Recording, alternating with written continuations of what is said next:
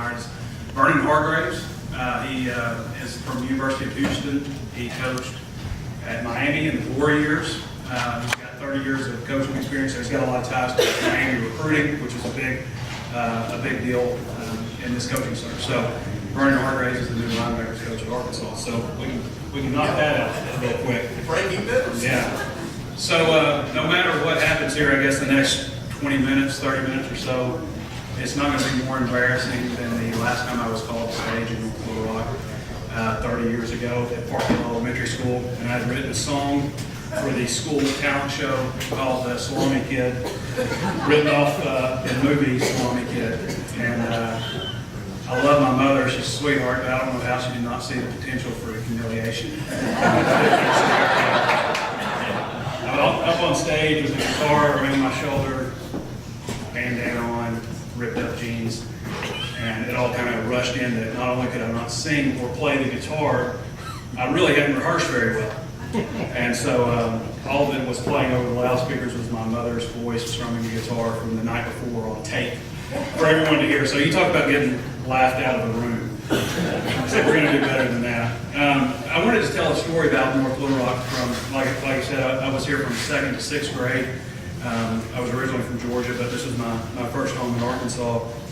And I was just informed not too long ago that Park Hill Elementary School was going to close down. And it was established in 1924, an old school. And back in 1987, I was in 4th grade. This is how progressive North Little Rock is. We were going to change the mascot because the mascot was Indians. And that was something that, a lot of teams in the NFL were talking about that, college teams. Everybody's changing their name from Indians. And when I was a boy, it was explained to me that the reason we're changing the mascot is because it's offensive. And I didn't really know what that meant. It was explained to me that offensive was really, it could hurt. And so ideas of, we're going to have a contest at the school to rename the mascot, and ideas of like Park Hill Panthers and stuff, that was immediately out of the picture because that's liable to hurt somebody, right? It's got teeth and claws. But at some point it was brought to my attention that offensive meant, it meant more in terms of racial background and things like that. And one of the ideas that popped in my head was pandas. Park Hill Pandas. Pandas black and white. It's not going to offend anybody.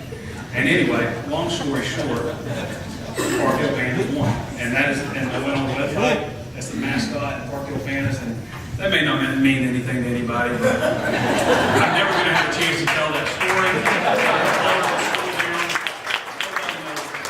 That's my North Little Rock story.